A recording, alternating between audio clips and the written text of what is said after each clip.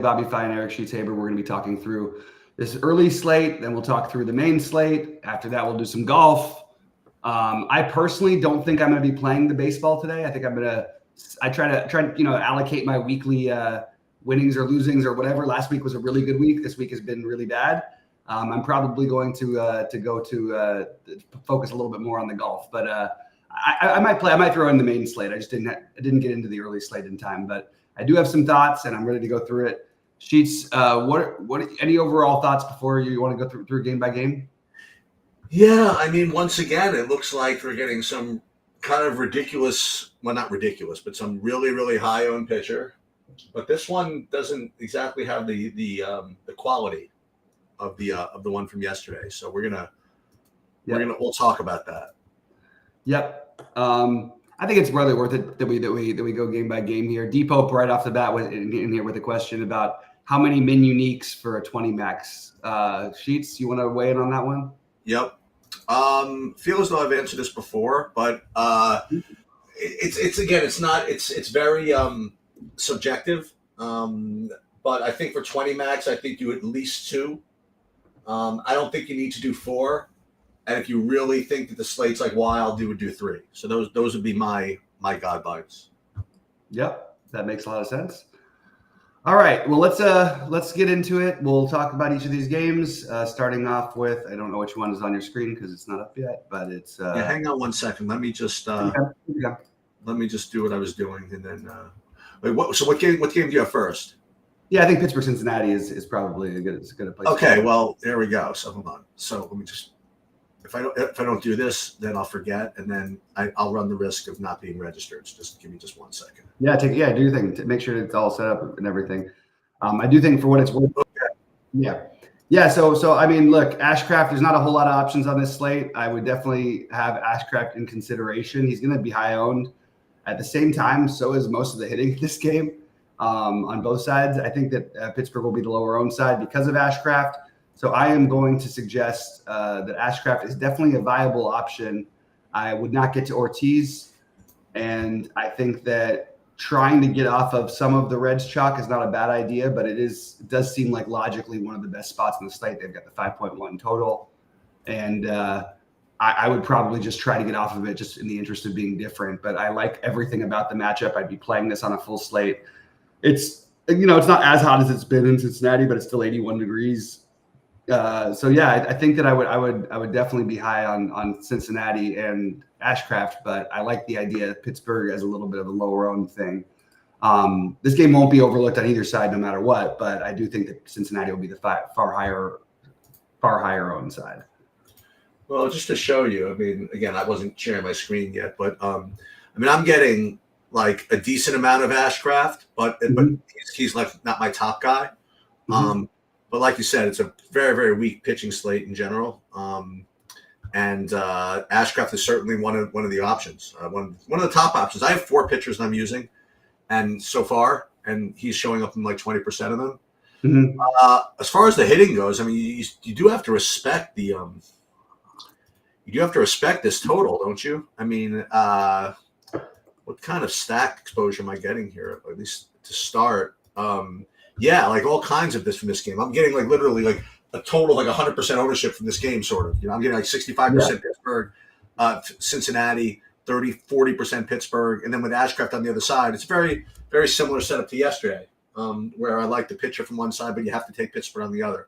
So yeah, you're right out of the gate. I think this is one of the games you have to get right, if not the game you have to get right. Yeah. I was so happy that you cashed yesterday, even after having Green, because I literally looked right after I saw what was happening in the first inning, and I had Green in mind. I was just praying that you had that Pittsburgh the Pittsburgh stack. Yeah, I did not, but I had. Those of you that were not here for the live sweat, I ran extremely hot with my one-offs. I had a 5-man Oakland stack, and then I had LaCruz and India from the Reds. Yeah, who basically outscored everybody from Pittsburgh, even though they. And then I had a one-off with Ohtani, who just led off the game with a home run and just kept on piling him on, even with like a couple of strikeouts. So I had those 3 just kind of banked with like 70 fantasy points with those 3. Yeah. And then so I ran, even though Green had 1 fantasy point. The lucky part for me was that every other pitcher was bad too. You know, like Right. I didn't have to chase any other person down really. So I had a 5-man Oakland stack that didn't even perform all that great, but it performed well enough to with my one-off to overcome the green thing and cash somewhat comfortably. Yep. Yeah, I know. All right, so moving over to Philadelphia, Detroit. Are you all good? Sorry, you can start again. My cough. No problem. Philadelphia, Detroit, Turnbull, and then the bullpen game of the other side with Holton being the long. But is it going to be Holton as the long? I don't actually know who the long. I think it's going to be just like the 1 inning thing from. No, is it? I'm kind of confused by the projections here, and I'm kind of confused by. Yeah, I've got Holton, then Montero. Okay, interesting. Okay, whatever. That could still be the same thing. Yeah, so basically you have a bullpen game against Philly here, and I don't think I can get to Turnbull's price, but maybe that's wrong. Maybe that's actually the right thing to do here. But I don't know. It doesn't feel great about paying this price for Turnbull, but you're not going to get much ownership on him. It's a small slate. He's got the best matchup. Should be in line. Hopefully, Philly gets ahead right away because they're in a good spot. I don't know. I kind of like Turnbull a little bit as a contrarian play, and you're getting basically like no ownership on the Detroit side. If you're not playing Turnbull, I don't mind taking like a one-off or something like that. Colt Keith is 2,500 batting second. Vierling is solid. He's 4K. They got some cheap bats. They got some cheap bats in there if you did want to stack them. I do think Philadelphia makes some sense, but they're really expensive, and it's a bullpen game, so they are going to be lower owned. So I'm interested in this, and from a lower owned standpoint, I think Turnbull and Philadelphia, as well as if you're not playing Turnbull, I think you could argue for Detroit as well. I think all these are totally viable options today. Yeah, I'm kind of off of this game, at least for now. Didn't really get to either the hitting or the pitching here. Okay. I was just throwing. I was seeing that's what was happening with the projections, and I thought maybe it would be a way to get a little bit different. Playing this one. All right, what are your thoughts on the KC Miami game? Yeah, I think that this is the slate where you can say Singer's a really good play. You know what I mean? Like it's not 15 games. It's not like Singer's getting a bad matchup or anything like that. It's not, and I'll go back to what I just said. I mean, the pitching is not great. So I think that he is a very, very viable option. As a matter of fact, I think I know what I'm going to do with my big buy-in. We'll get to Arrighetti later, but I don't think I want to play him.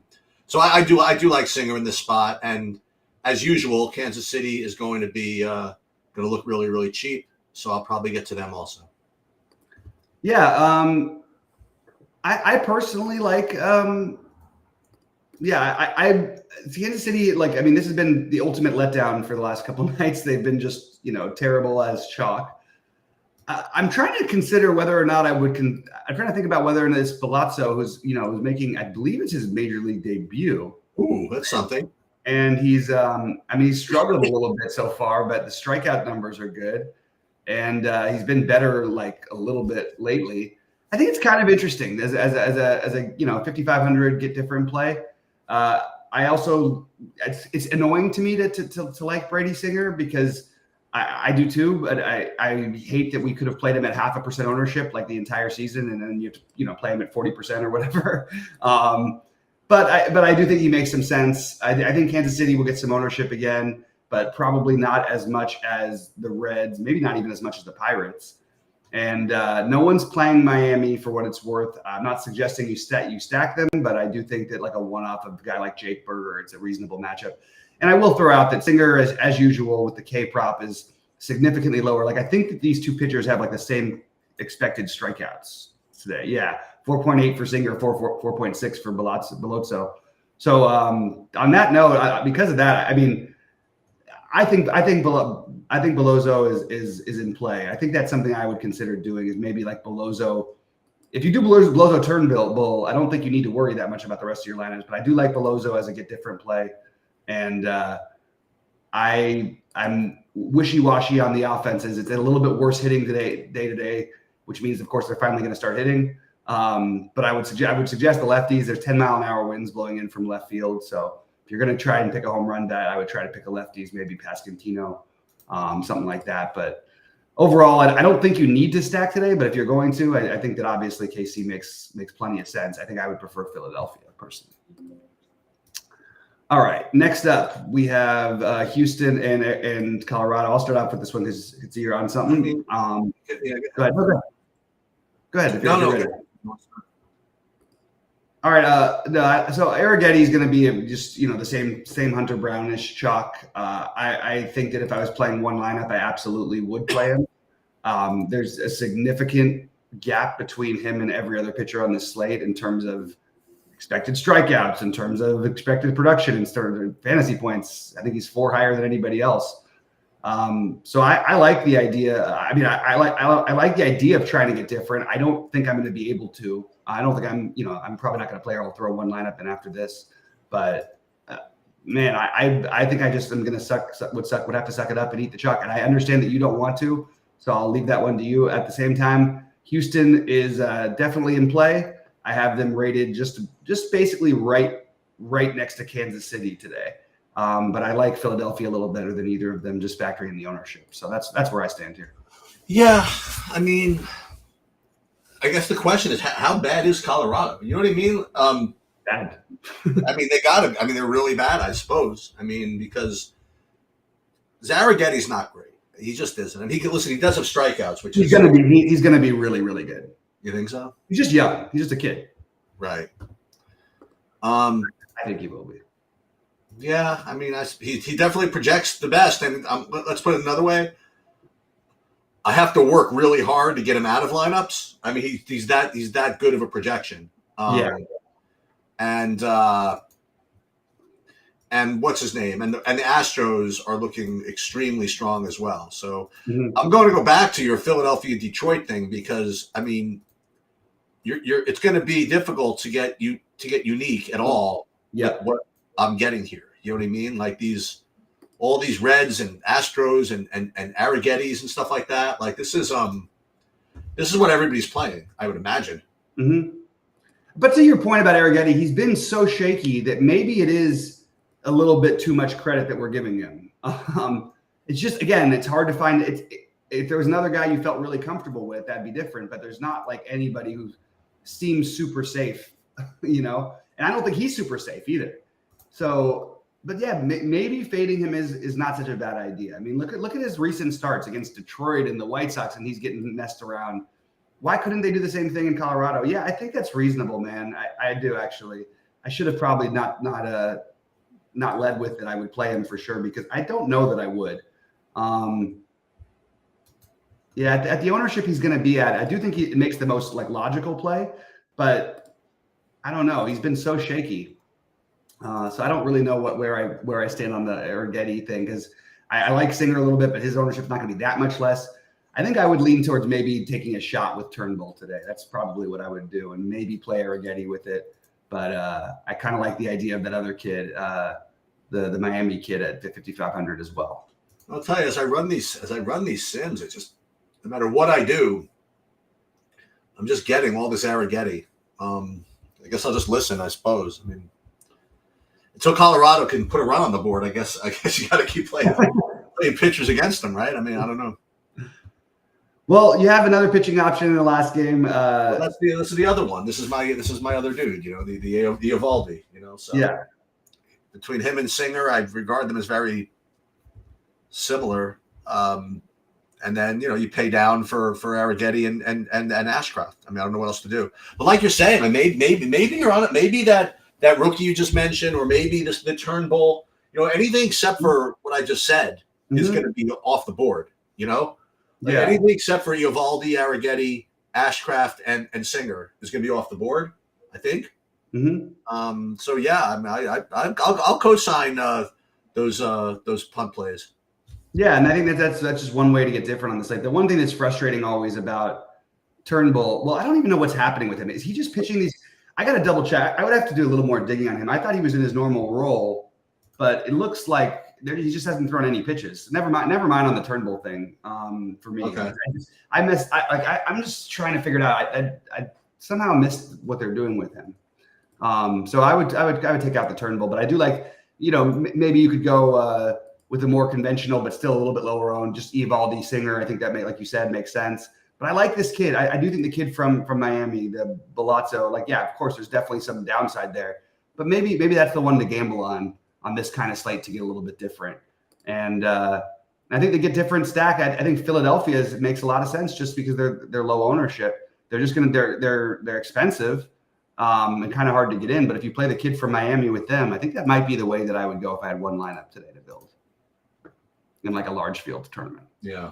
So what kind of exposures are you getting right now? Like Reds and Astros and Arrighetti, and you know what I mean? So I don't know what I'm actually going to do at the end of the day.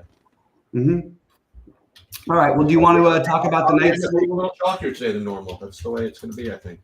I mean, hey, everybody's going to be. I think you don't have a whole lot of options. But I personally, I like this idea of this Miami kid a little bit more and more I think about it. Yeah. Anyway. All right. Should we talk about the evening slate, or do you want to do that separately? On a separate show.